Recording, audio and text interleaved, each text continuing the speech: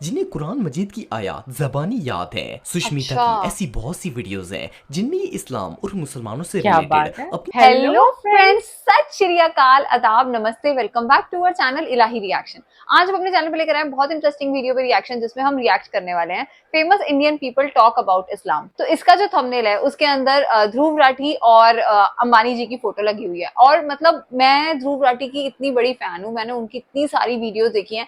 बहुत अच्छे इन्फॉर्मेशन, बहुत अच्छी इन्फॉर्मेटिव वीडियोस होती हैं, बहुत नॉलेज मिलती है आपको। कई बार कंट्रोवर्शियल डेटा भी होता है, बट ठीक है, मतलब आपको नॉलेज बहुत ज्यादा मिल जाती है उनकी वीडियो से। और जैसे कि उन्होंने अंबानी की फोटो भी लगाई हुई है, तो हो सकता है उन्होंने भी कुछ इस्लाम के बारे में बात करी है। तो चलिए पहले वीडियो देखते हैं, फिर इसके बारे में बात करेंगे। वैसे तो इंडिया में बहुत सारे ऐसे यूट्यूबर हैं जो आई थिंक बहुत सेंसिटिव और कंट्रोवर्शियल जितने मर्जी टॉपिक हो, बट बहुत खुल के और बहुत बेबाकी के साथ वो अपने ओपिनियन रखते हैं। लेकिन आई थिंक उनमें से नंबर वन पे अगर मैं किसी को रखती हूँ या हमारे जो बहुत पर्सनल फेवरेट है वो है ध्रुव राठी। तो हमें लगता है कहीं ना कहीं उनका जो ओपिनियन है ना वो बहुत स्ट्रेट फॉरवर्ड होता है, बहुत ट्रू बोलते हैं टॉपिक के ऊपर।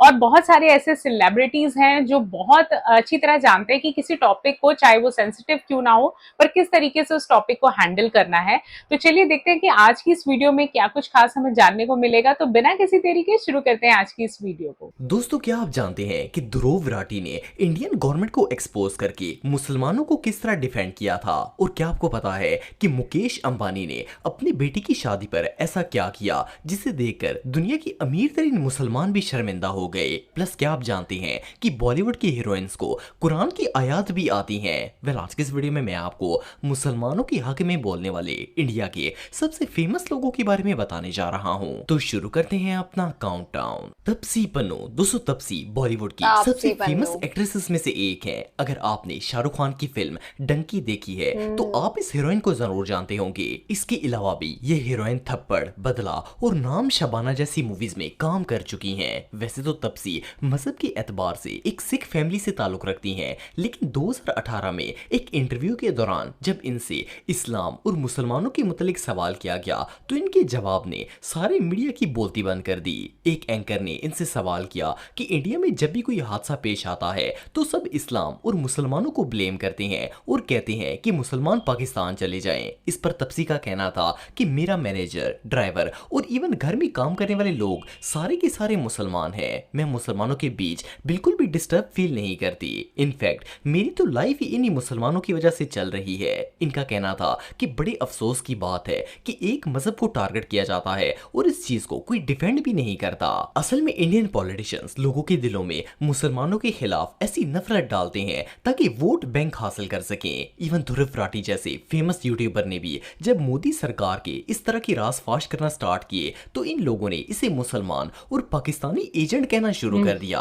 ध्रुव राठी ने हाँ। मुसलमानों के खिलाफ मोदी गवर्नमेंट का एक प्रोपेगेंडा एक्सपोज किया, जिसमें मोदी सरकार ने ये ऑर्डर दिया था कि यात्रा पर जाने वाले सारे रास्ते में जितने भी खाने के ठेले आते हैं इनमें मुसलमान खाना नहीं बेच सकते। हर ओ ठेले वाले माय को कहा गया कि गॉड। वो अपना नाम प्रिंट करके ठेले के ऊपर लगाए ताकि पता चल सके कि ये हिंदू का ठेला है। मोदी सरकार का कहना था कि मुसलमान खाना बनाते वक्त इसमें थूकते हैं, लेकिन ध्रुव राठी ने इन्हें एक्सपोज किया और प्रूव किया कि ये सब सिर्फ एक प्रोपेगेंडा है। इस वीडियो का लिंक मैं डिस्क्रिप्शन में दे दूंगा, अगर आप चाहें तो वो पूरी वीडियो देख सकते हैं। इस्लामिक टेररिज्म की बात होती है, कोई एक घटना होती है तो पूरे कौम को ब्लेम किया जाता है, कहा जाता है पाकिस्तान चले जाओ। पहले तो एक अपनी लाइफ से बताना चाहूँगी। My manager is a Muslim, my driver is a Muslim, my house help is a Muslim, my life is run by them.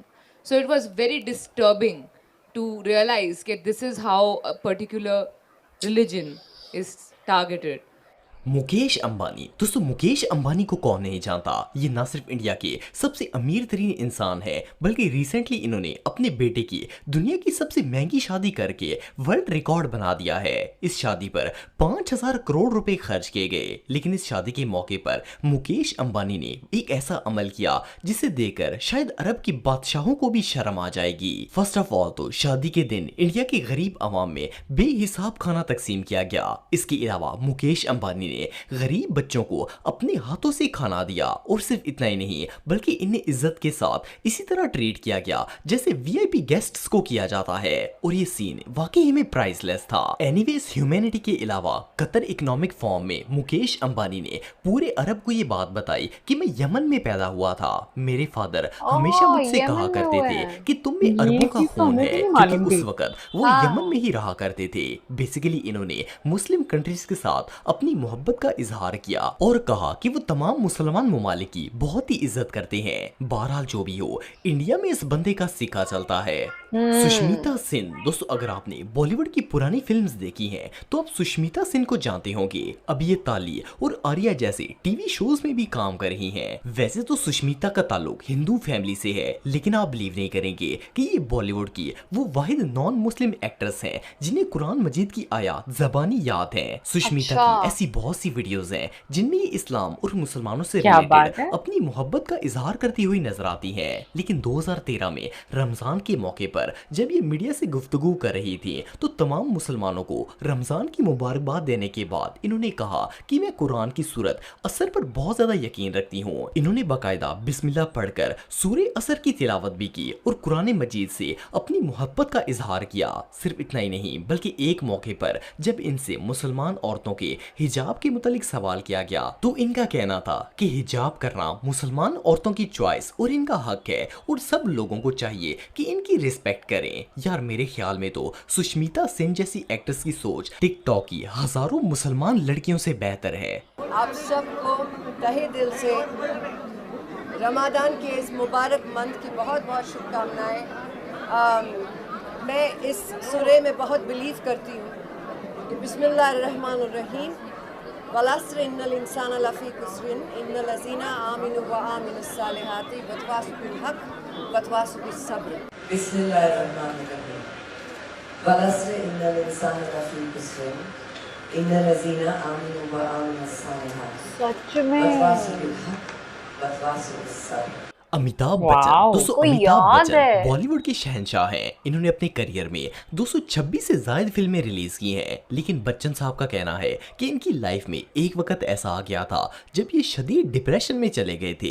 इतनी दौलत होने के बावजूद भी इन्हें कहीं भी सुकून नहीं मिलता था। फिर इनके एक मुसलमान दोस्त ने इन्हें कहा कि अगर आप अपनी लाइफ में सुकून चाहते हैं तो कुरान मजीद पढ़ना स्टार्ट कर दें। सो अमिताभ ने अपने मुसलमान दोस्त के कहने पर इंग्लिश ट्रांसलेटेड कुरान पढ़ना शुरू कर दिया और कुरान मजीद की रीडिंग से इनकी ये टेंशन खत्म हो गई। इस बात का जिक्र खुद अमिताभ ने भी किया और उस वक्त न्यूज पर ये खबर आग की तरह फैल गई थी कि अमिताभ बच्चन अपने दिल के सुकून के लिए कुरान मजीद की तिलावत करते हैं। यार इन्होंने तो सिर्फ कुरान को एज ए बुक पढ़ा तो इतनी बरकत हासिल हुई कि करोड़ों रुपए से भी वो मसला हल नहीं हुआ जो कुरान मजीद की तिलावत से हो गया। तो अगर ये इस किताब को समझकर पढ़ लेते तो इनके दिल की दुनिया ही बदल जानी थी।